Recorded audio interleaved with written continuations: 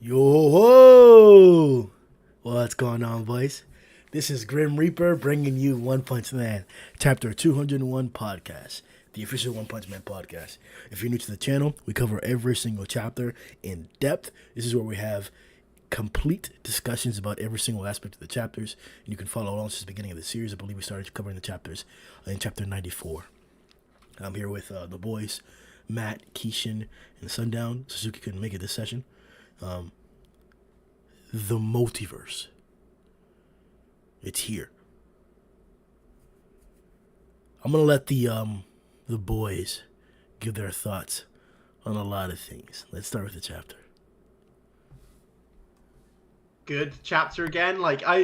There wasn't too much really to go over because we knew what was going to happen. We knew that, from what we saw from the redraws for the previous ones, that Blast was going to show up and Sonic would break free of Flashy. Really, I like the touch that instead of him pulling him out, he actually punches him. I think that's much better.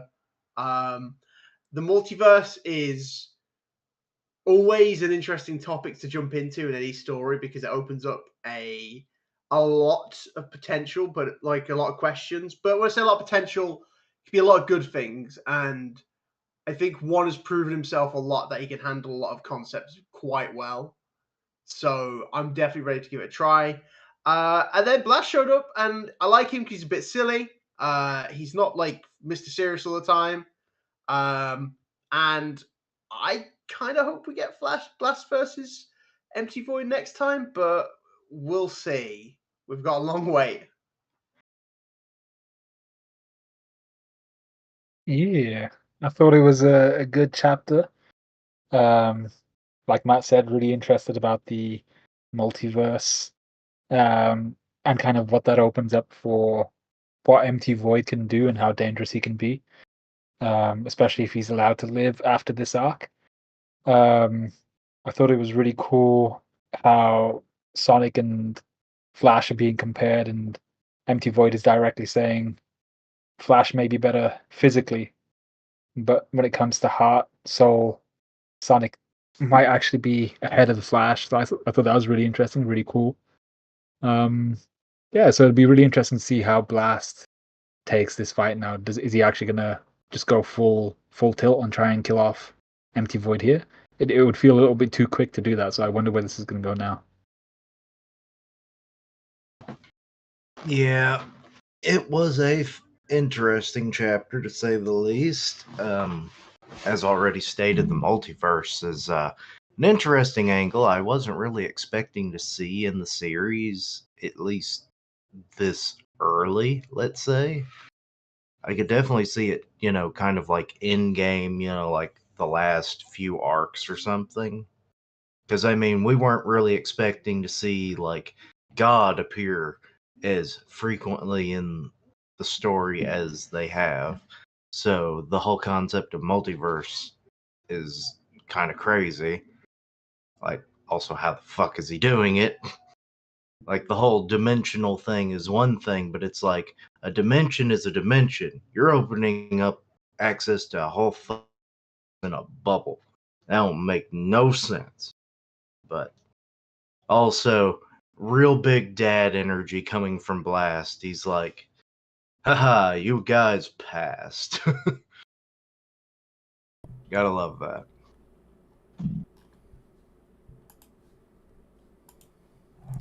You know what else you gotta love? Tatsumaki. Like the video. Tatsumaki. Bro. This guy, bro. Oh. Always about business. You know, he has to even just. God.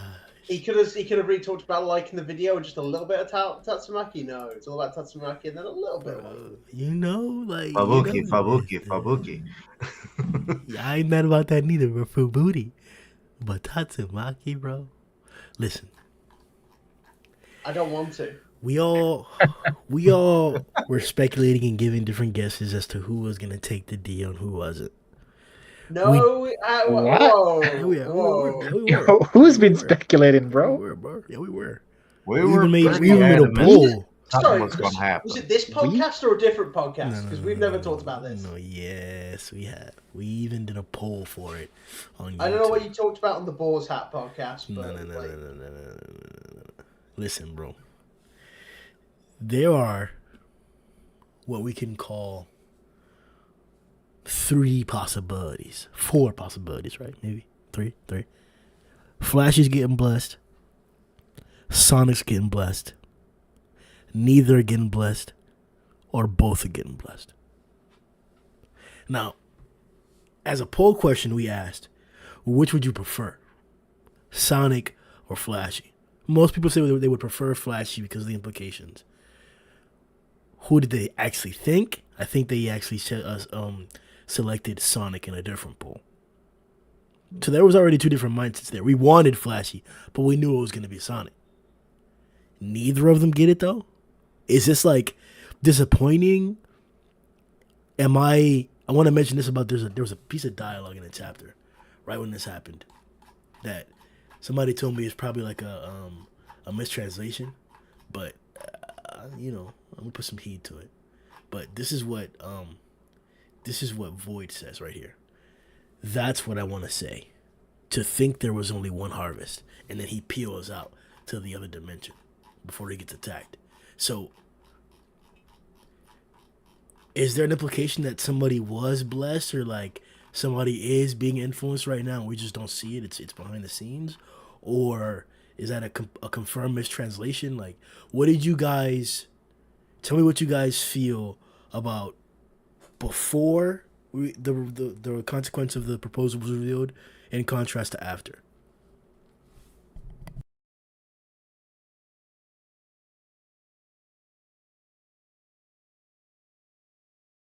So I think I wasn't I wasn't too concerned that neither of them seemed to have actually accepted the offer. It looked like Flashy was going to go for it unknowingly and kind of accept the power that way, accept the blessing that way. But I don't think it was from this chapter. It doesn't ever seem like Sonic would be the one that would be pursued by Empty Void if they were to continue to go for the blessing. It looks like actually he tried to kill off Sonic, knowing that Sonic, because he actually mentions it, Sonic had actually rejected the offer, and then he was the one that pulled Flash out of accepting his offer. So it looked to me like Empty Void killed off Sonic because he knew that Flash would be in a position where, should he try again, he might fail, and he might accept an offer that way. So I think if there was if we were going on like likelihood of who would actually get the blessing, it would be Flash more than Sonic. And what was the other question you asked? You on mute? Like, what are your thoughts? Like, contrasting the beginning of the before the proposal to after. Like, how do you feel now? Like, are you disappointed? Like, you excited? Like, what are your like? Well, actually, personal yeah. feelings? So the point you brought up was the we've harvested one. So that was actually something I was genuinely confused by, and it makes me think that there's someone who has a blessing that we're unaware of, because I don't think Flash received his. Sonic didn't receive his because Empty Void basically confirmed that. But then who are we talking about? So I'm not too sure who he's referring to. It might be someone in the background that we're just simply unaware of. And I'm excited for that guy, whoever that might be.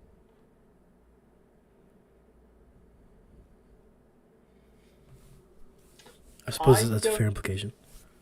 Yeah, I don't know. Well, like, I think if we want to look at it like this, there is something we've learned pretty well, which is obviously like a good heart is difficult to corrupt, which is fair because we've seen it a few times before, like with Tatsumaki and with Garou. Like, if someone has like that pure will, I guess they can say no. But what God is after is skill.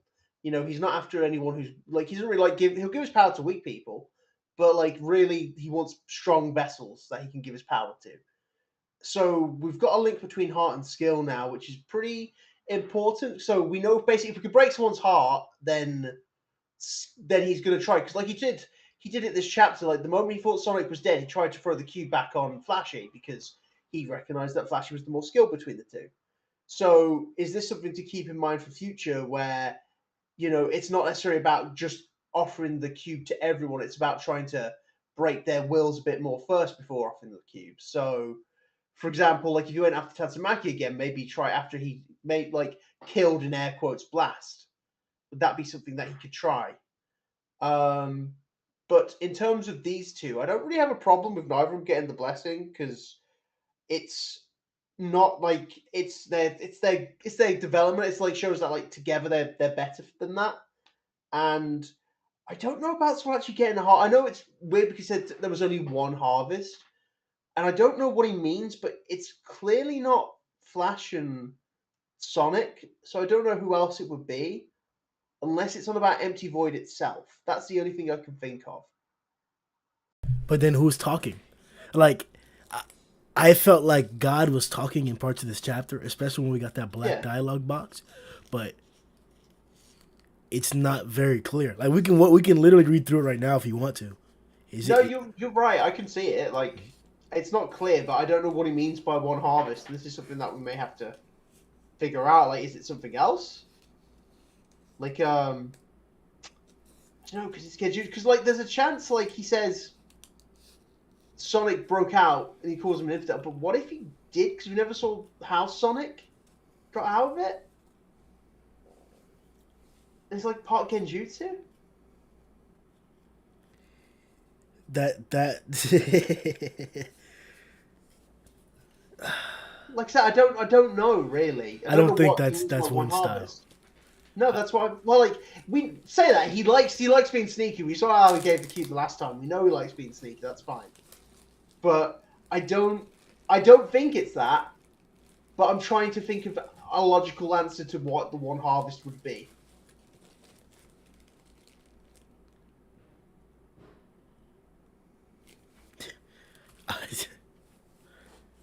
You don't know. And just like me, like we don't know what he means by one harvest. Unless he's talking for a person about himself, like that's the only thing I can think of. Because unless, like, he would have done it to any of the ninjas, right? And it's like, oh, by the way, this ninja in the background shriek and scream, he's actually got it too. You know. Here's the exact dialogue. You know, there was a font change. It looks like, but let me not focus on that. Void says, "You two, you two are a real pain." Sonic replies, "Considering the reputation of that man, you're blah blah blah blah." And he says, "I'm disappointed."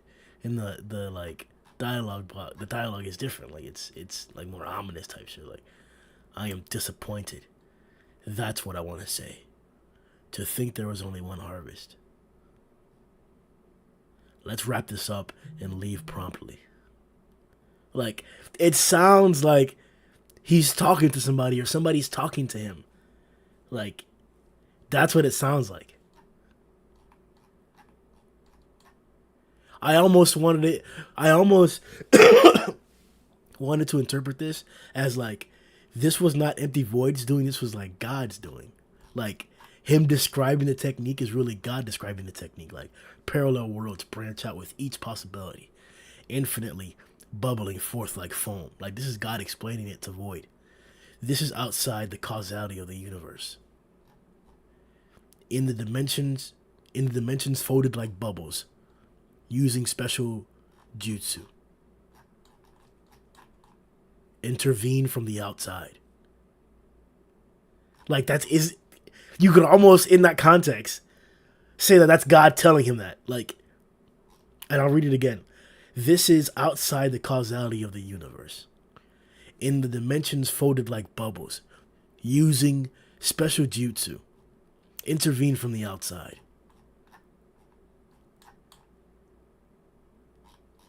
Like he was being given instructions. Nah. That could just be narration. I think that's just so that we narration. Like, Yeah. that's how like everyone likes to explain the techniques. That's what it is. Don't get me wrong, bro. I agree, and it's not in a tech bubble either. I 100% get that. But he's narrating it? Who's narrating it? Empty Void is. Okay. I say that because Boros did the exact same thing after his meteoric burst. He wasn't talking out loud, but there were the speech bubbles being like, there was like, oh, similar to anaerobic exercise, I can only use it to settle fights shortly. You don't need it, but like it's there. Like there's plenty of times where people, it's in their head and they're just like, it's impossible. They're not always having like the thought bubbles. No doubt, no doubt, no doubt. Okay, so back to the question. What did he mean by one harvest? Ain't nobody know.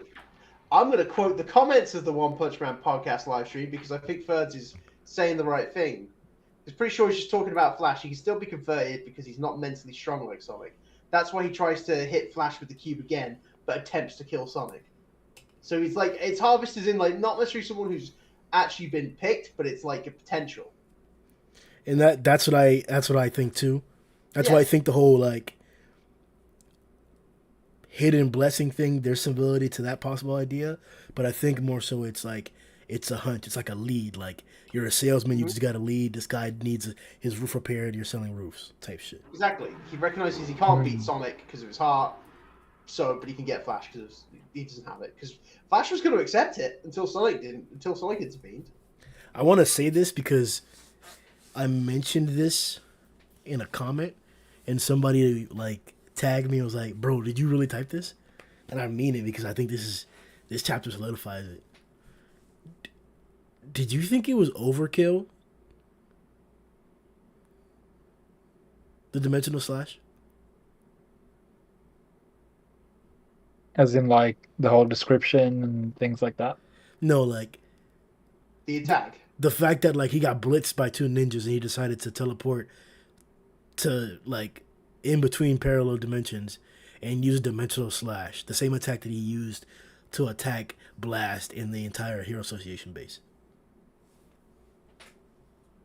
Well, it probably was, but it was probably part of his, like Matt was saying earlier, it's probably part of this tactic to break Flash a little bit. You know, seeing this really overpowered individual slicing your homeboy in two, and then you're there like, oh my god. We literally saw that he could have done that without having to do anything. Like he could have killed both of these guys instantly. Yeah, but like there's a difference between the speed blitzing Sonic and Flash being like, oh my god, and then getting angry and trying to fight back. And then there's like an overwhelming attack which Flash knows he can do nothing against. There's like a different level of defeat that you're facing there, right? I get that.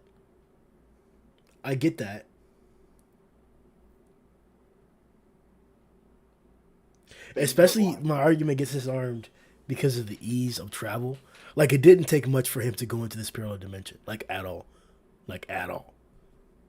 And he seamlessly came back into play, into an attacking position to like blitz Flashy like that. So like, I understand.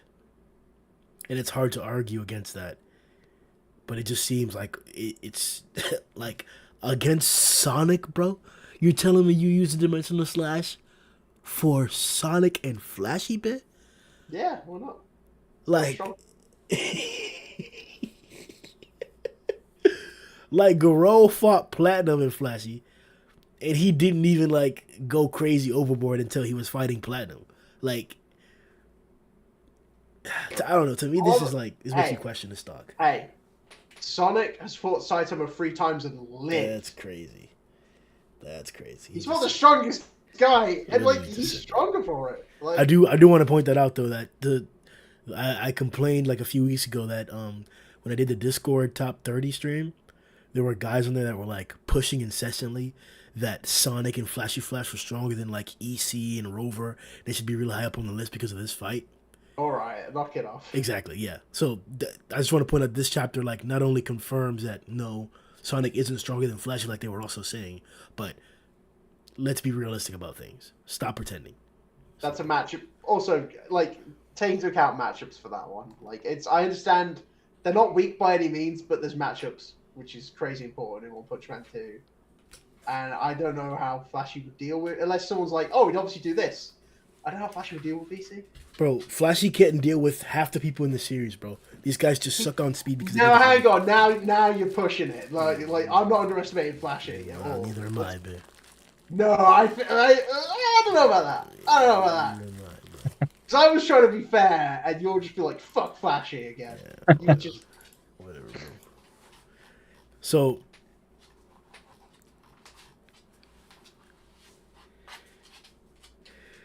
in One Piece, this argument that I'm about to give has been used to specify why certain people don't have conquerors hockey. Because of their position, their natural inkling. They're not conquerors. They're not leaders of that same sort. It may be powerful. It may be in a leadership position, but that's not their demeanor. This is used to point out that like Kizaru doesn't have conquerors, which is I think is wrong now, confirmed. Like it's been used so many times to discredit individuals as to why they don't have conquerors. Is it a detriment? When I say conquerors, I mean conquerors hockey, which is hockey is in One Piece a derivative of your willpower, and your willpower is manifest physically in an armament, like a black armament or an armament that allows you to touch intangibles or touch the real body level for users. That's how it's most competently used. So it's your willpower made manifest. It's your willpower's actual power given form. Yeah. That's what it is. Does Flashy lack conquerors because his dream is to follow Sonic? What is this? Like, I'm being dead ass. Like, Okay, Void so just pointed this out, bro. He lacks conquerors because he's in One Punch Man. He's not in One Piece. Okay, you think I'm trolling, bro? I'm being so serious. I get what you mean. Does he lack that kind of will because he's following Sonic? Basically, Sonic is the one that led him when they were younger. So does he lack that drive? Does he lack that will because Sonic is the one that had that drive? And I'll do you one more, Sundown, because you're taking me seriously. And I was just reading this, and I want to make a video about this particular topic. Black Sperm, throughout his entire existence, both in Golden and in Platinum and Black Sperm, talk shit about the heroes, telling them that you're not really a hero. You're just here to fight. You don't have those heroic inklings. That's not you. You're not that guy. He was telling that to everybody, including Flashy Flash. Platinum was even telling Flashy that during the fight while he was beating his ass, and Golden was saying that as well to Darkshine. Like, oh, you get humiliated because somebody's a little bit stronger than you and you give up. Is that the virtue of a hero? Like, Flashy, as was clarified, at first we thought, oh, he was a badass assassin and that's why he was evil. No, he was just being assassinated. Like, niggas was going out there to try and kill him and shit. And now we found out that this is like his real inner desire, his real inner dream, and that he sees the real world that he's existing in as like a nightmare. Is it possible that like this is what Black Sperm was talking about? That for Flashy, it may be different for Darkshine. He's not a real hero for other reasons because of his ego. He holds his ego above everything else. Flashy does a little bit too, but like, isn't this pointing out that like Flashy holds a different dream and his aspirations are not to be a great hero or not to be a powerful ninja, but it's to create freedom for the people who are disenfranchised by this system?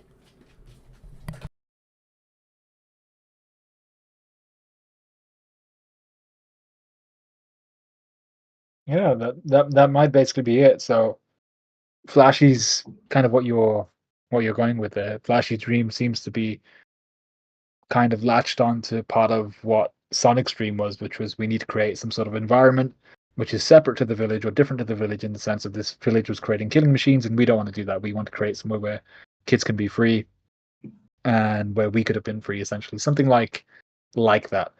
And it seems to have been Sonic's dream that Flashy really liked the idea of and kind of attached to that idea.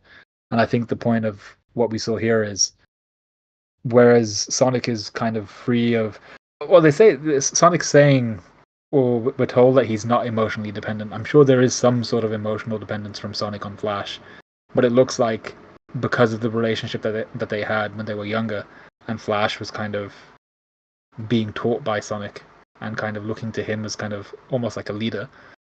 There is still that kind of emotional dependence on him in that way. So even though he might attach himself to that shared dream separately, and he might want to do that even separate of Sonic, he does seem to have some sort of attachment to him in that sense because of their past and because of how he kind of led him through some difficult times.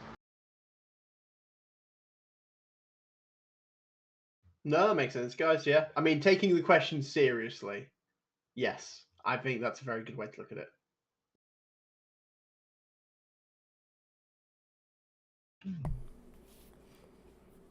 I wasn't trolling. I'm being serious, bro. Like, you know. I know you weren't trolling, but it was the way you worded it was when you said, well, "Does he have conquerors?" I know what you meant. Like, does he have like the heart to follow his own path? Pretty much. That's what you meant. It's just that's all it was. Yeah. He ain't got no conquerors, but that's what it really is. Put that tongue away. I say this like every podcast. I was fucking with the smoke coming out of Void's eyes throughout his entire design so far. It's badass. He really is fitting like the whole skull Ghost Rider type look. I fuck with it. Yo, this panel here, that particular panel that you were just on, do you not think that reminds you of when Ichigo goes Vasto Lord for the first time? Not Like, just that, bro, exactly that, dead ass, but also the that one monster from Jujutsu Kaisen with the wood out of his eyes or her eyes. Oh yeah. Yeah, what was his name? Like Hanami? Yeah, Hanami, that's the one. Either way, he wasn't as raw as Vizard, as Vastalord Ichigo, bro. That was my god. Yeah, that's different though. Like that's just that was built up and crazy. Everyone, look, that's a different time. But... All right, so then Empty Void, bro. Like we're finally getting to see this guy like up front in action.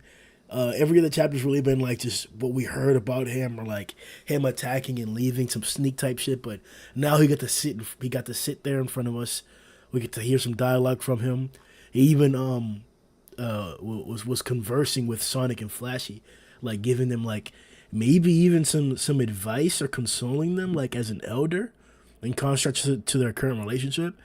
The way I took this was in that very same aspect of like this was like an elder of their profession giving them advice on like a pitfall that he himself had gone through and that he's currently dealing with and how he's dealing with it, giving reflectively giving his perspective on how he currently feels because of that.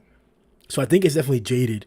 What he's saying is jaded and wrong. It's not like he's giving them good advice even though he's evil. It's like, no, this is evidence of what I think actually happened. That the competitiveness that Void felt is what broke apart their relationship. Definitely. Well, they make a joke about it. Like Flash just goes, "Oh, so you're talking about you and Blast?" Like it just like deadpan, just calls him out on it.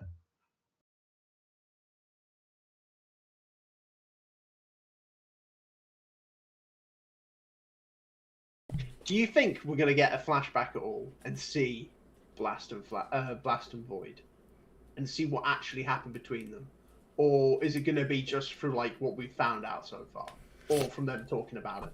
The fact that it's so cryptic that he's like holding back, and Blast is holding back, not clearly spelling it out, it makes me think that yeah, we are gonna get further clarification. Though I wouldn't put it past like one to make this the actual clarification. Because in terms of a fight, getting all those flashbacks, I don't think we would need it. If they're gonna fight now, then I don't think we need a flashback showing us exactly how they broke apart, unless it was important. Unless like it was gonna show Blast's growth or like. It would. Sorry to cut. I was only thinking the only reason I could see it is if it was very important into actually like getting towards God. That's only kind of really where it would come into play. Because that's what it's playing on. Like we've seen God play on so many different things. I know Sonic like chopped it up to. Let me see how he described it. I apologize.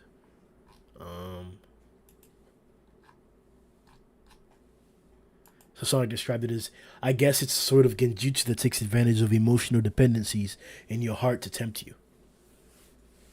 We've seen that with what it was Blast and Garou, the Stars and Psychos, Blast and I said Blast and Garou, Bang and Garou, Blast and Tatsumaki.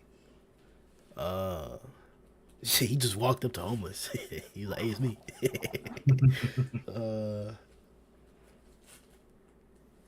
But even then, he was still touching on like the homeless is like what he was feeling at the moment.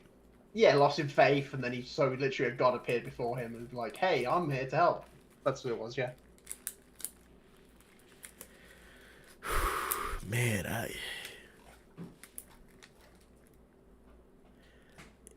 it's weird, bro, because I don't know.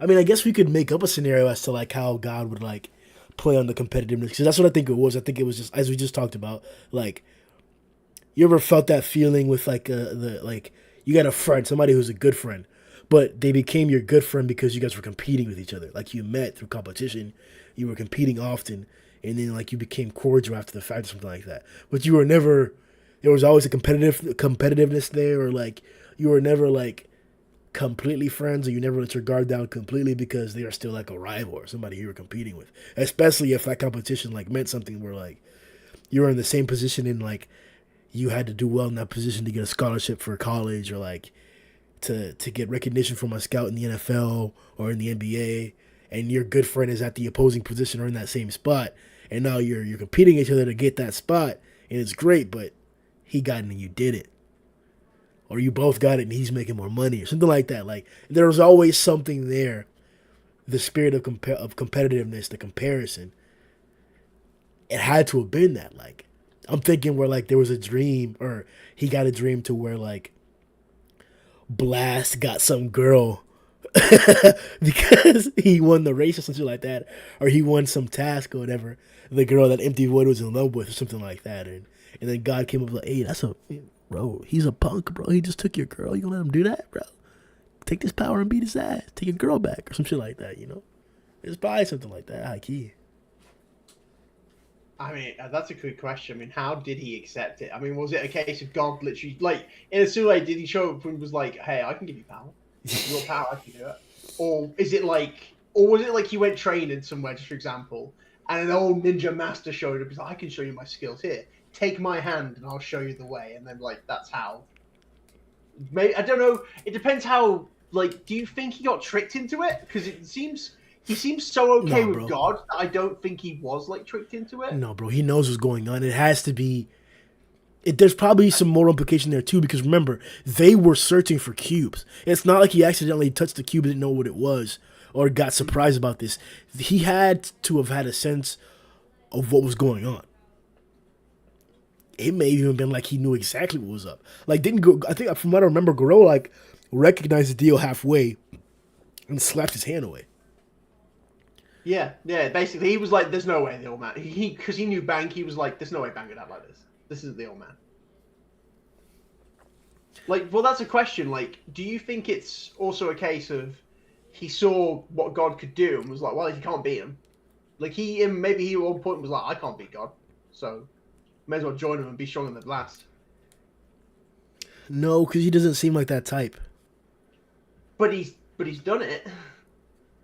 He literally took the deal so he could beat Blast. We don't know, like, you say that, but we know that the ninjas have no problem with taking power to get stronger. It's not always about training. We know that, like, they took monster cells, the deal from God. This isn't, like, new to them. Well, they had to learn it from somewhere, which is Empty Void. Bro, high key, bro, every ninja besides Flashy. Every single one. Sonic, the two Ninja Brothers. I mean, these fodder ones, we didn't really get a chance to get any dialogue from them, and then Void himself, like, yeah, all the major ninjas besides Flashy have taken power-ups, as it were, artificial power-ups. Yeah, it's not about the training, they're just ready to get stronger, by any means.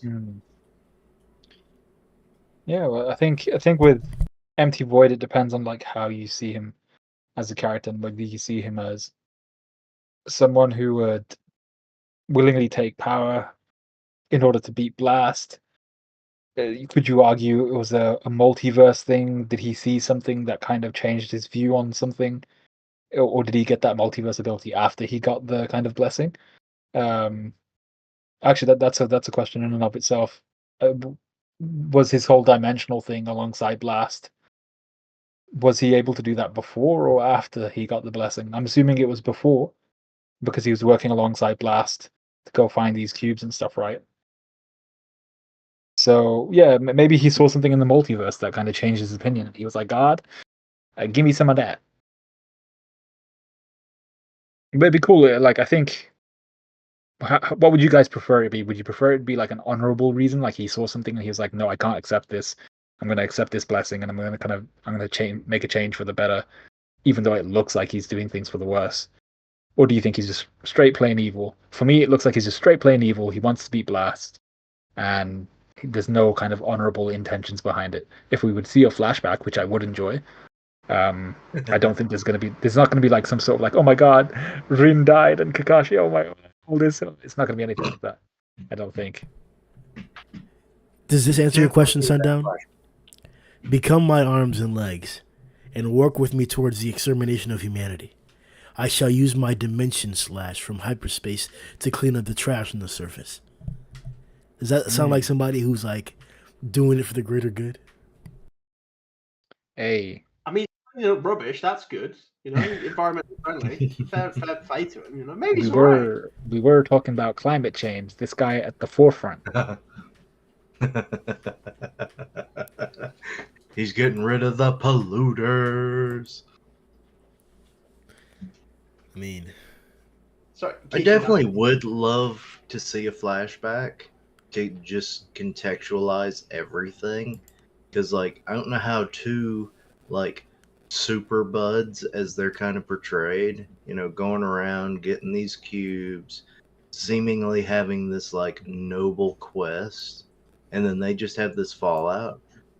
But, I forget which one of you said it. It's like, you're not sure if this is all an act and he's just pretending to be evil, or he took on the power to actually achieve the same end goal. Because I am starting to think that might be the case. Completely impossible. Like, he's definitely trying to get those disciples. It's like, hey, I'm going to teach you the ways to freaking become God Slayers. I only don't think so, because God is so like on it the moment someone turns. The moment someone turns, they're dead. So why would Empty Void be good at avoiding that? Apart from like the fact you could be like, oh, ninja genjutsu, but God's God. Like, you gotta. I just can't see a way where I think he's just evil. Like he's basically kind of what Sonic would have turned into if he took the monster cell. Like, he just would have been like fully evil, embraced himself, and there would have been a redemption for him. There might be redemption for him. Don't cook like, the motherfucker, yeah. The human, like, obviously, because they want to turn him back to human. But right now, there's no sign of it. Also, fair point. But a good plot twist would be interesting. And it came back to like a point we made in the last podcast, which was, does Blast know how far gone Empty Void is? Because even there would be no kind of valid reason for Blast besides, of course, this is my boy. We've been together for a while, and we've been, saving the planet, doing all this cool stuff together, and I really want to bring him back to kind of human form. But surely there has to be a point, even for Blast, where it's like, this person is too far gone, where even bringing him back into human form wouldn't be worth our time, because he's just innately evil. So it's a question of, does Blast believe it's the blessing that turned Empty Void like this, or was Empty Void kind of always going in that direction? That's crazy. I didn't. Huh. I mean, he had to have had this inkling. If, like, he took it, right? If he took the deal, that means that it had to be in there in the first place. That's if we can say that Flashy's real goal has been to like achieve Sonic's dream with him, or they had the same dream, then it has to be the case that like Void took the blessing for whatever reason because he felt that way beforehand. So I'm telling you, it can't be something where it's like some justice or moral basis. This is like selfishness. This is personal. Like, it's a personal relationship, a personal vendetta that you had. Like,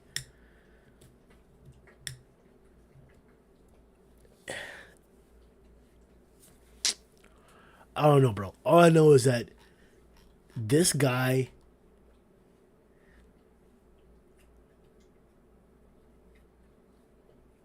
has options. And it's dangerous. Because if we're to look at possibilities, and if we're to consider a situation where Empty Void isn't defeated in this fight or in this arc, which I think it's best to entertain just a conversation of this fight, I don't think he's going to be defeated, and I think he's actually going to escape. And I'm not even sure if it's actually going to be a real fight like this. I think that comment about like only one harvest is like an indicator of like the willingness of his efforts, or how like persistent he's gonna be, how tenacious he's gonna be after like this endeavor here at this stage. I don't think he's only looking for 2 other disciples and then he's gonna destroy the world. Like, I think the fact that there are many other potentials out there is what makes Empty Void that much more dangerous. We saw the Eye of God, or we started seeing the Eye of God on the moon in the Monster Association arc, but we saw it with Tatsumaki. We saw it with the Platinum and Garou fight. I think we even saw it with the Jet Rochi fight. Like, we saw this, we saw the moon staring at what was going on multiple different times from multiple different people, even Natural Water. Like, he's been paying attention and he's aware. I don't think it's implausible to have Empty Void going after other people who aren't ninjas. I think that if he fails here, that's what we should be likely expecting. Other people being the target, not just the Ninja Brothers, or the ninja team up here.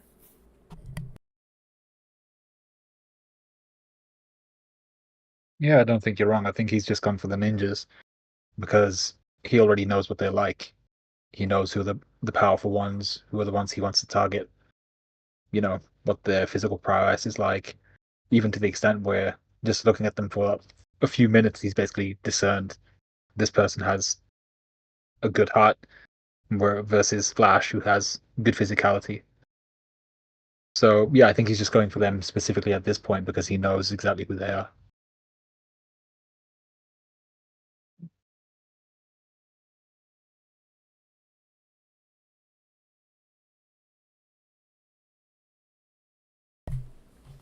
So, And actually, just a quick point. One of the guys in the chat, our boy M. Kevin Kamal Basha, is saying that the reason Flashy Flash could react to the Dimension Slash is because he accidentally gets touched a bit by by God's hand in that Genjutsu.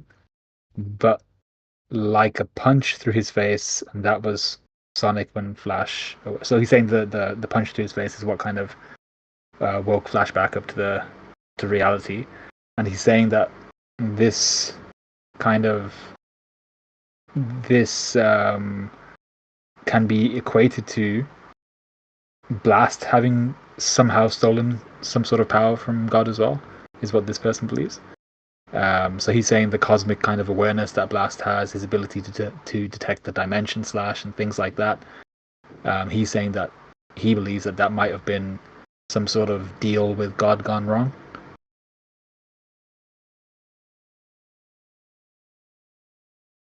Grim, you muted.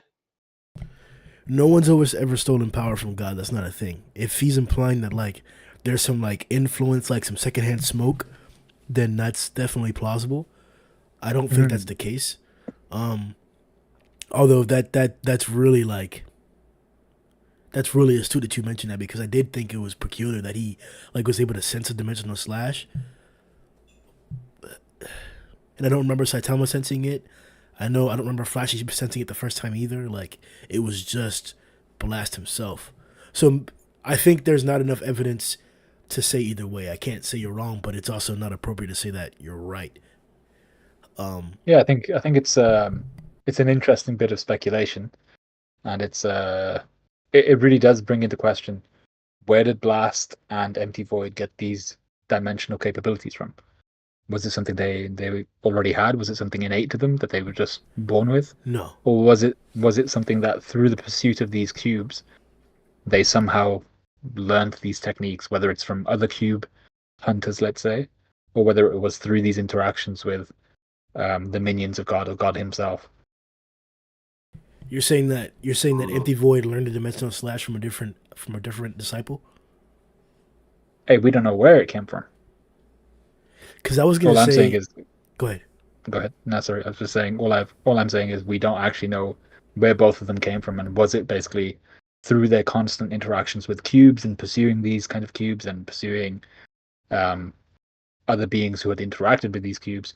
Was there something along the line where they either learned something and that's how they kind of gained these dimensional abilities, or was there like that guy is saying, Mr. Basha and yourself, was there some sort of like secondhand smoke thing? Was there kind of some sort of being close to these things via osmosis and diffusion, they also kind of inherited some abilities, or was there some sort of like stealing of some sort of abilities from God? That seems to be the least plausible option, the stealing of abilities. But then the other ones, who knows? I mean, the theory of God that we kind of like tried to put together a few months back did kind of imply or have a string of possibility with an implication that God is the reason why anybody can turn into a monster, and that whatever this effect or miasma that's around on the planet is what's allowing this. And whenever you defeat God, then monsters will or people will stop, or there will no longer be a possibility for people to devolve into monsters. It won't be possible anymore. Maybe that adds credit to what you're talking about. Maybe that's like a secondhand smoke effect of like God targeting the Earth, or whatever other cosmos you want to say it is. Like whether it's that like Saitama's power is originally of God's, and that's why everybody can turn into a monster because of Saitama, because he's on Earth, something like that. You could. That's something I just brought up right now, possibly as another string in the God theory. But like, let me clarify what I believe. I believe that these cubes are not giving off some residual effect or anything like that. And if they were, they're the things that are allowing everything to turn into monsters. It's the cubes being in a certain proximity of people. That would make sense. But I don't think that's the case. I think that you have to touch the cube and then accept whatever deal has been being given to you. And as we saw with Somebody Strong as Flashy, it's not necessarily dependent on how strong you are. It's kind of what your ambitions are, or your willpower. The reason why I think these people have these techniques, because you're right, it is weird that an empty void knows this power. Like, how did you learn this power? My answer would be Garou. Garou didn't practice the nuclear fission bomb. Garou didn't practice going back in time. He actually showed Saitama as he was learning it himself, or as he was just doing it there for the first time. So, I don't know exactly. There may be like some derivative where like where is it, like I think it's like in Digimon, or there's some other anime where like whenever you transform, whenever you get to certain power or ability, you just know how to use it. Where is that from? Is that like It's actually a few, I think. Like the Digimon thing is one thing. One Piece? Like you just Oh yes, with the devil fruit. Yeah. When you get your power, you inherently know a little bit of it, and then You know what its name is. Yeah. You kind of know like the bare basics, and then from there it's more your imagination that kind of takes over. Exactly, trial and error. Exactly, yeah, shit like that. That's what I'm talking about. I don't know if it's like that, to where when you get the power, there are innate things that he's given to you that you can do, or they just amplify your abilities, right? Because with Sairochi, there wasn't necessarily anything new. Those were the capabilities she was always able to do. Like Orochi could always send out beams. She had laser eyes, so she could always do an earth cutter on a small scale. So maybe that's what we're talking about. But at the end of the day, bro, this guy, Garou, literally created time travel on the spot. And Saitama did it on the spot. I don't think it's crazy to have him do like some crazy ability or technique like this. Because remember, before we saw Dimensional Slash, Blast had already said that this guy was hiding in between parallel dimensions. So it's not like it's whenever he took Garou's power that he learned how to do that. It was before that too. So it seems like initially when he got the first blessing from God, that's when he was able to start traveling in between dimensions. So maybe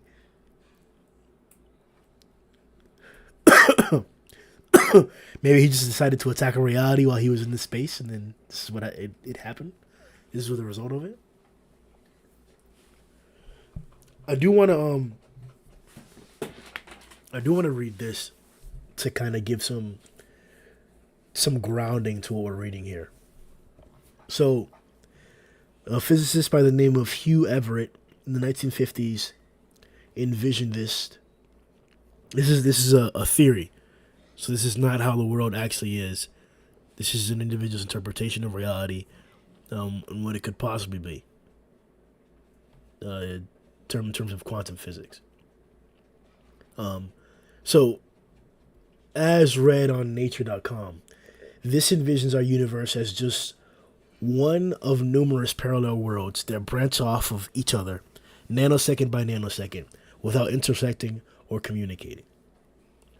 So, as was described there in the chapter itself, parallel worlds branching out with each possibility and definitely bubbling forth like foam.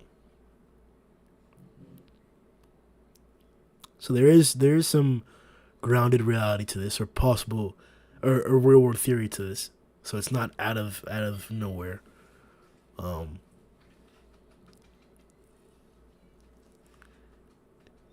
Is this too much for you? Like, I know I've been talking for a second here, but I just want to make this last point here before you guys like jump on me, no homo. Giza. I wasn't okay with the time travel thing. Now, looking back on it, it's whatever. But I wasn't necessarily okay with that. Like, it's not only because it was like the powers are so out of the realm of what we had been seeing already, kind of in the realm of hacks almost, but it just didn't fit Saitama. Like, it just wasn't Saitama-esque. Like, I don't like it like that. Normal. So, if there's any validity, or if you agree to any sense, to any degree, that time traveling was too much or out of place, isn't this a little out of place? I think the time traveling for me was more of an issue because I personally, and this is just my own opinion, so don't clap me, but I didn't like the time traveling because I feel like time travel is a cheap kind of mechanism to reverse very big changes that have occurred in a story.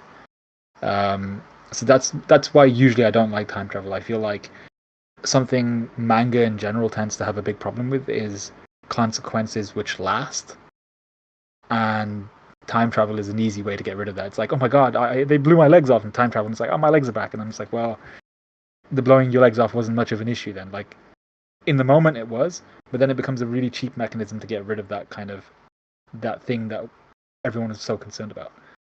Now this doesn't really seem to be that same. It's not in the exact same kind of sphere of power. It doesn't look like he can. Well, he hasn't displayed the ability yet to just be like, oh yeah, well, it didn't work here, so I'll go to another. What I thought was going to happen was he was going to go to another multiverse and basically keep trying to convert Flash. Like, it didn't work in this one, so I'll go to the next one. Then I'll go to the next one. But he didn't seem to do that, so he seems to be specifically focusing on this verse for one reason or another. So I don't think it's too much for me just yet, but I am very aware that the guy could pull out his swords and just kind of spin around and commit genocide on like a massive scale. So yeah, he's a scary dude. I think so. We'll talk about time travel first of all, and I think Grim, you nailed it quite well. It was out of place, not because time travel can be out of place, but because it was Saitama. Like, it felt so like out of nowhere. Like, there'd been no like lead up to it. There'd been no leap in logic where you could go, oh, I can see why time travel is actually going to happen now. I 100% agree with that. Yes, like time travel was super weird, not in this, but at least with dimensions and multiverses, like we're saying multiverses, dimensions, same thing for this conversation. There's more of a logical build up to it already. So first of all, of course, like the fact this guy already handles dimensions in space and teleporting around, we've already got that kind of down.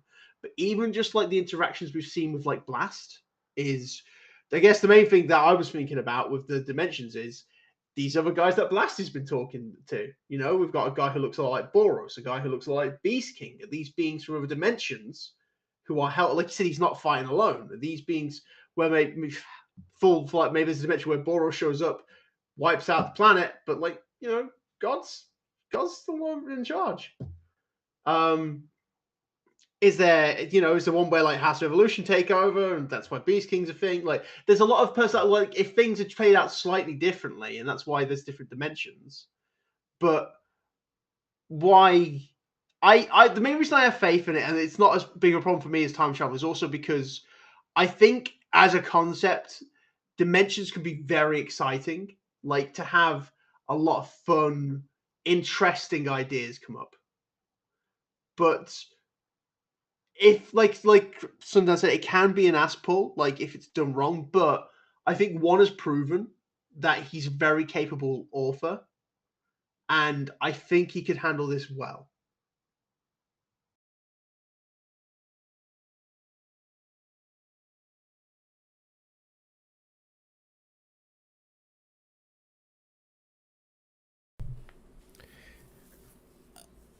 I was using the exchange that he had with Sonic and Flashy Flash to say that I definitively have Empty Void below Blast.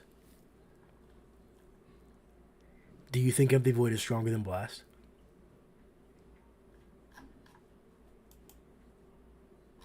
No, I don't. I think Blast is stronger. I agree. Yeah. Yeah, I think I agree with Matt. But I am also hoping for, because we saw Empty Void kind of re-energizing by absorbing Garou's energy. I'm hoping we get to see a little bit more from him in the sense of, I don't want it to be a case of Blast is just able to mop the floor with him because he's stronger than him. I want there to be some sort of like something new to Empty Void that Blast is like, oh, I haven't confronted this before, haven't seen this before. So yeah, I don't want it to just be like an easy, yeah, I'm gonna kick his ass like I did last time. Well, like last time, I guess he didn't really kick his ass last time. He said like he got like a lucky shot in, really. Yeah, yeah. Like Blast said, like I'm not. It's not like he said. It's not like I've been slacking off. He's been working hard too. So it would probably be good to see if Empty Void underestimated Blast, then Blast gets some good hits on him. And I guess coming up from this, like, do you think Empty Void's going to be defeated here, or do you think he's getting away? I think he's running away. He's got to get away, right? I don't even think there's going to be a full-on fight here. That's why I'm like, I'm not anticipating anything big. Like, don't get me wrong. There's a few things to talk about, right? Because we just got a delay for 2 months. There's no reason why we would say that this is for like the sake of drawing a good chapter. I have no reason to believe that's the case. But you would kind of want that, right? I think there was like a 2-week delay or a 3-week delay before 201 came out in itself. And if it would have been a 4-week delay, I was going to drop a video saying that the reason why it's late is because we're going to get a crazy fight with Flashy Flash versus everybody or some shit like that. That's what I was anticipating because there was no reason for a delay. He gave no hint, no warning or anything like that. But now, 2 months, like, I don't think it's fair for us to expect to come back to Blast versus Empty Void a full fight.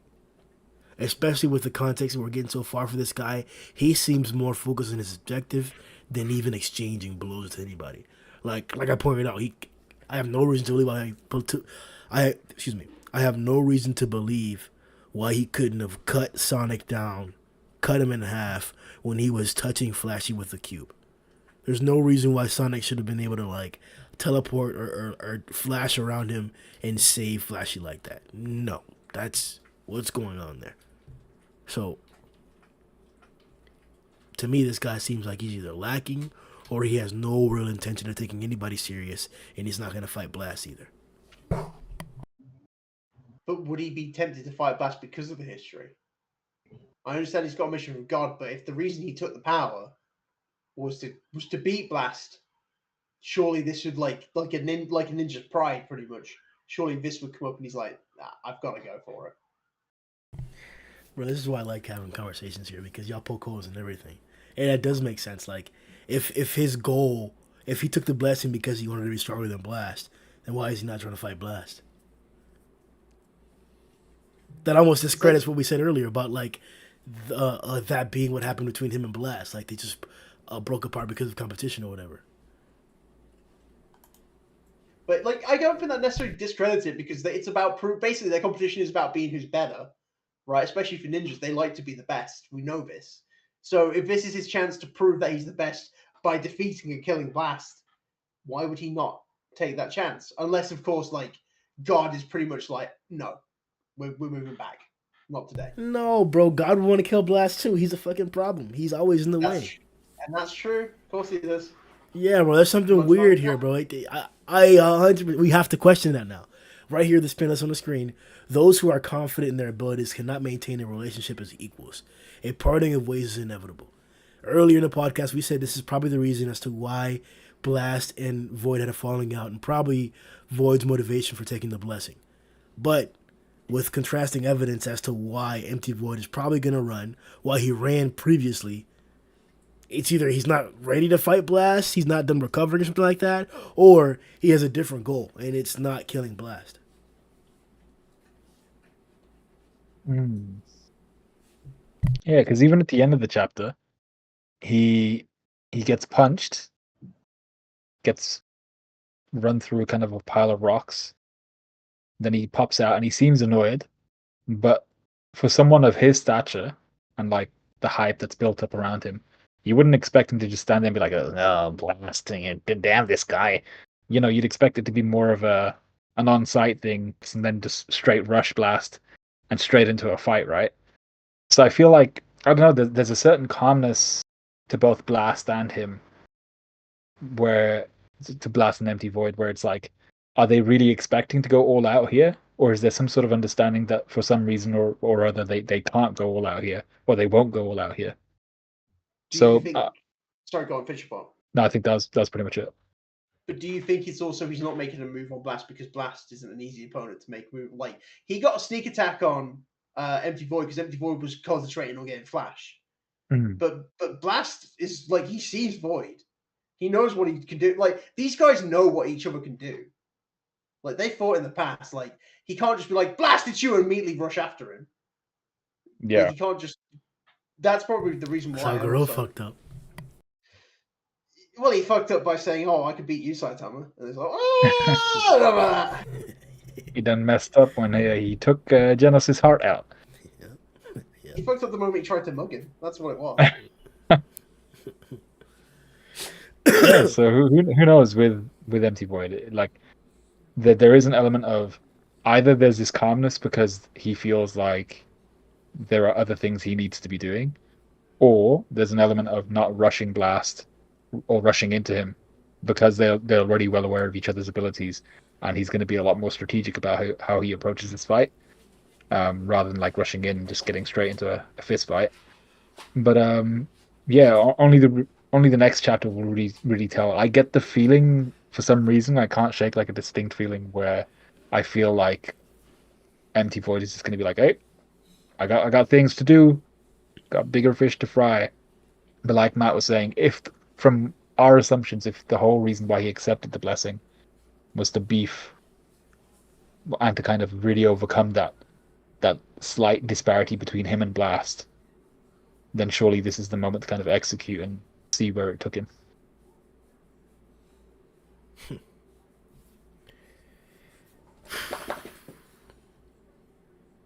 Jeez, bro.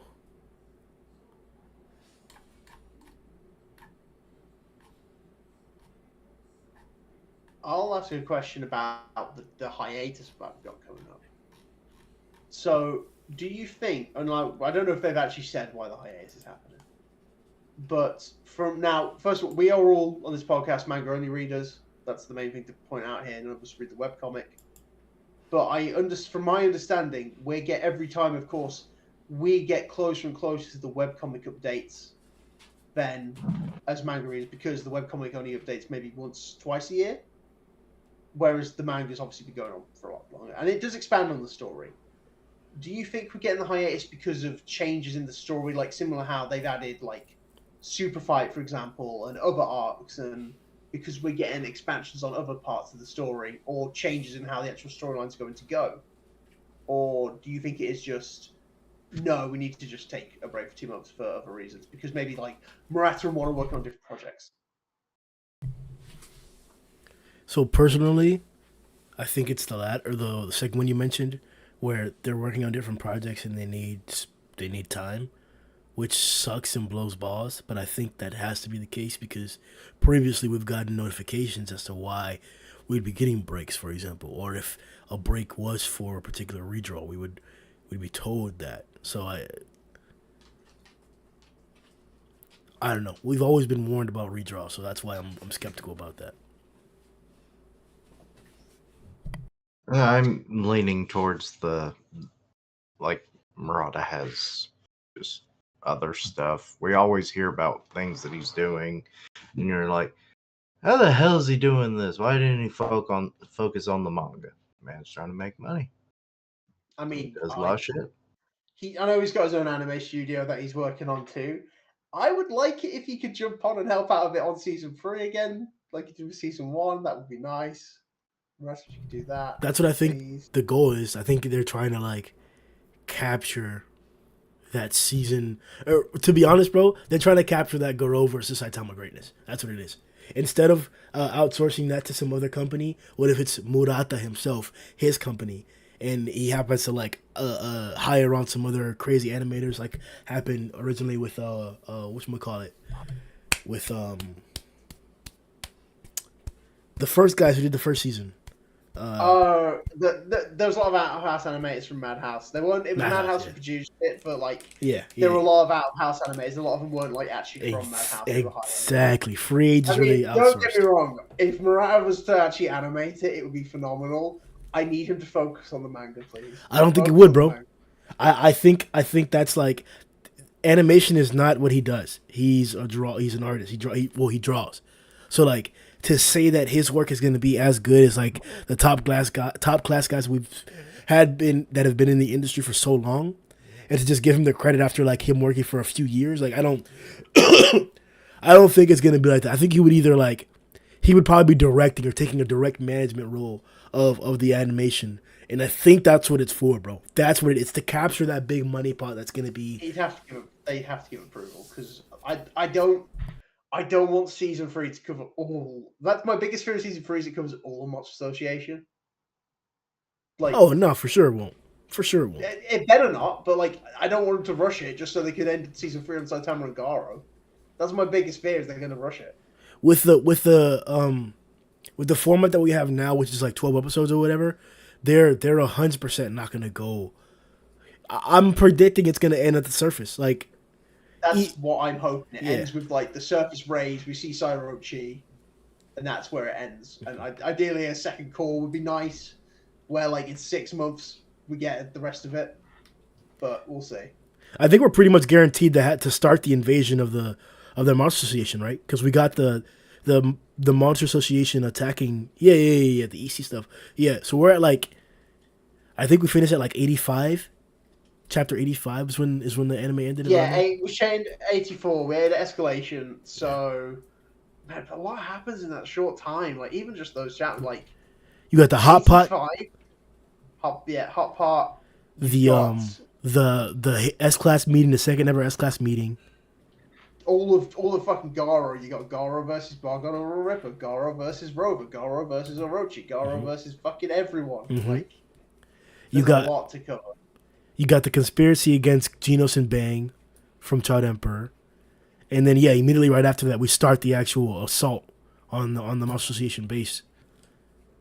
Yeah, we've got the attack at the top, then Child Emperor versus Phoenix Man, Flash in the two. Like, there's a lot that goes on in that. Bro, there's a lot. You almost can't get to the...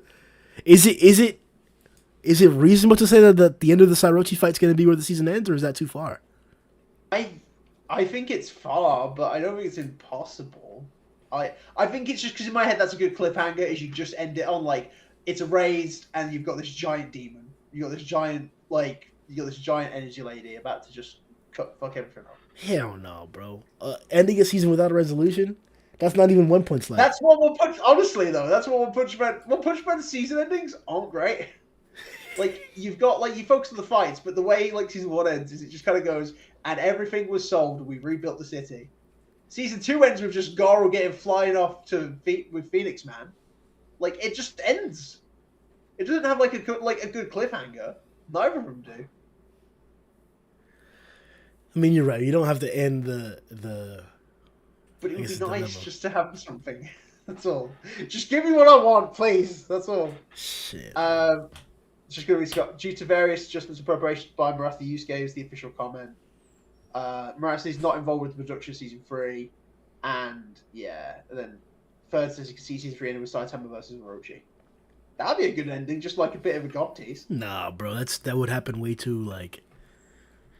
Nah, bro. Legit, like you'd have that, and then like one of the last things you see is just like the view of God. Because don't get me wrong, a lot happens, but like a lot of these fights are all also happening simultaneously. So we're doing a lot of flashes in between each other. So that's what's going to be happening a lot. I think we'll be able. That's what I was at first worried that they weren't going to be able to get all the fights in because there are a lot of them, but they happen simultaneously. I do, but I won't focus on them. I think that's we touched on a lot though. We mentioned the mini worlds theory for to ground Anti-Void's power, as it were, a little bit. Flashy doesn't have conquerors.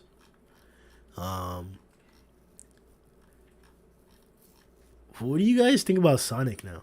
Like, perspective change, character overview. Tell me how you feel about the character that is Sonic from like the beginning of this series, from the deep sea encounter to like him going after Saitama all this time and having that rivalry with Genos, which we haven't seen at all as of late.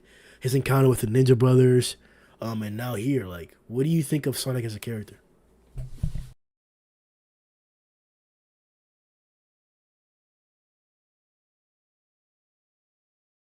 I think he's interesting. I mean, like interesting. Um, he's got good development going. Like I like characters where you think they're one dimensional and they're like, actually, let's look at them a little differently. I like the events we've had with the ninja backs. It's given more depth to him. Like he's not just I crave strength and I want to beat Saitama. He's like, oh, I actually have goals and aspirations, and that's why I need the strength. Um, yeah, I mean, I'm vested. I want to see. I like his. I like that they emphasize that he's got a good heart, because we just haven't seen it because he's always been the enemy of the main character. Um, I just would like to see him get a bit stronger, and I'm not sure how, apart from training. But to see him like kind of power up so he can keep relevant into the story as the power creep keeps happening. Yeah.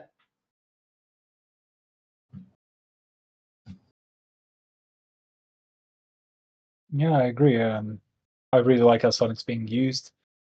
I like how it's being used and alongside his relationship with Flashy. It's kind of like parallels to Blast and Empty Void. Um, yeah, and I think like Matt, I'd like to see him get more powerful. I'm not exactly sure how that's going to happen, but I'm liking the progress he's making. And considering when we first met him, and then kind of the Deep Sea King and all of those different interactions to where he is right now, where he's against, you know, a villain who's quite literally a puppet of God, essentially. He's come quite a far distance already, and yeah, I just like to see exactly how far he goes and how much more powerful he's going to get. Um, and I'd like to see if more of this kind of relationship with Flash does get fleshed out in the future. Like, is it going to be, is this going to be maintained and sustained? Are they going to kind of interact more? Are they going to actually work towards that kind of freedom village thing they were thinking of? Or are they going to start to go kind of their separate ways, train individually, all that type of stuff? Yeah, Sonic as a character, while he obviously hasn't changed much since his first appearance, he's definitely developed, and there's a lot more room for him to grow as a character. But I think his relationship with Flash is probably going to be the biggest door to develop his character. Him getting stronger would be, I mean, awesome. It's always cool to see a ninja get stronger, do more ninja related things. Um, exactly how he'll get stronger, like you said, no clue. But unless maybe they train with Blast for a little while. I don't know. Could But, be. I mean, he says they pass. You know, he might mentor him a bit. Who knows? yeah.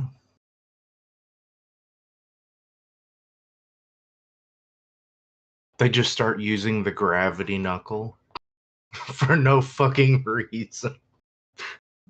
Mate, give those ninjas portal creation, that's nuts. Their speed plus that.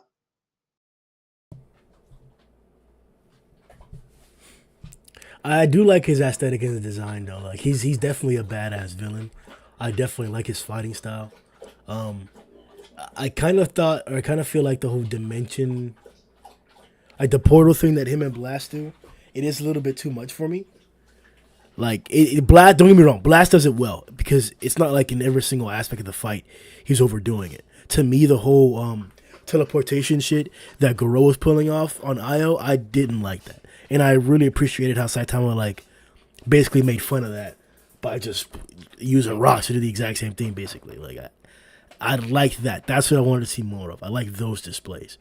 Because when you use the portal thing, there's an implication there to where like you can't be hit when you're inside of the portal, or like when you're using the portals, and it gets like iffy, and I just don't like it.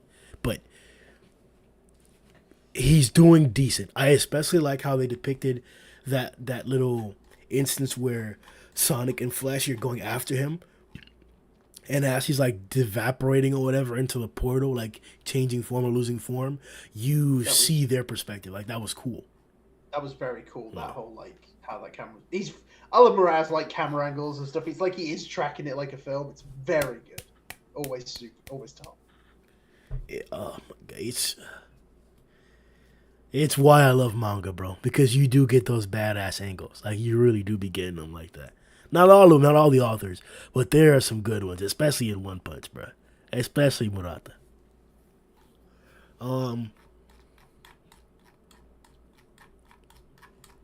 It's man, I love, bro. I just love manga, bro. Hey, they just be making shit so cool, bro.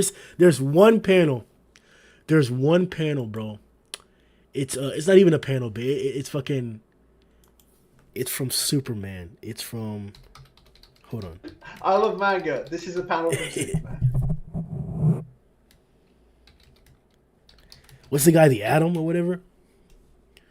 There's this panel where he breaks into the Hall of Justice because Batman had just like there it is, right here, bro. Oh my god, bro. Y'all can't see it, can you? Oh my god.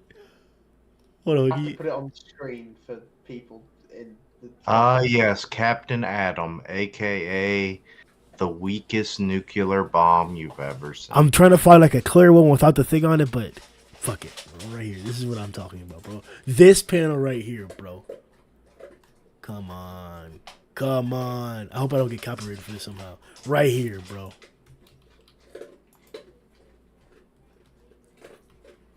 Like, this some anime type shit, bro. Like, the silhouetted face, bro. Bro, that's right there, bro. Those are the fucking that's a void smoke coming off his eyes, bit like that's, bro. Ooh, it was so dirty, bro. So once again, we're talking about redemption of Empty Void. In another dimension, he's Superman. So same with the environment in our dimension. Things around another. Look, I mean, there's a chance you could come back. It's great. Nah, but this is like, yeah, bro. I'm definitely here for it. I'm enjoying this. I'm looking forward to seeing a fight at this level. Somebody mentioned in one of the poll questions that we did, and I think the next podcast we do are going to be talking about some of the poll questions. I asked if people wanted to stay within the ninja arc or if they wanted to move on to the Nero Heroes arc or something else. And somebody interestingly mentioned that they want to go back to seeing those demon level fights that are fleshed out that we got beforehand because they were badass and cool. And I think I agree. If we can get those with like the same type of like effort and detail as we got recently for the choreography between Sonic and Flashy for a bunch of different demon fights, I would love that. Like some Zombie Man versus Pure Blood type stuff, I would love that. I'm here for it. That's fair. We talked about it all last podcast, but what makes a good fight is not necessarily you don't need big scale. It's just two opponents on like a similar level really just having like a go at it. Like I would make no joke if it was great, really well done, like a C class versus Tiger, and it's done like to a great length. That could be amazing. It really could. Morata could definitely pull it off. 100%, bro. 100%. But I think that's it for 201. Unless you guys had anything special or anything about the last few pages to anticipate. I know Blast described that he like got lost, which was weird. It was just jokes. I like Blast. Basically, it really wasn't always like I'm Mr. Serious, I'm Mr. Cool. Like I like that Blast showed a bit of a goofier side. It was fun. I like the moment he's like got you stuck his tongue out, empty void. This guy rips apart dimension. He's like idiot. I like him. It's fun. Yeah, I used it for my thumbnail just because I was like, I like this. I like this side of Blast. Same. You could even claim it as a speed feat too, because he says that it was only after the dimensional slash was like sent or used that like he was able to find where they were. So he moved that fast in that time period and saved Sonic. So That's fine. And saved him in the way that he did. yeah, To make it look like he had been cut, but actually he wasn't.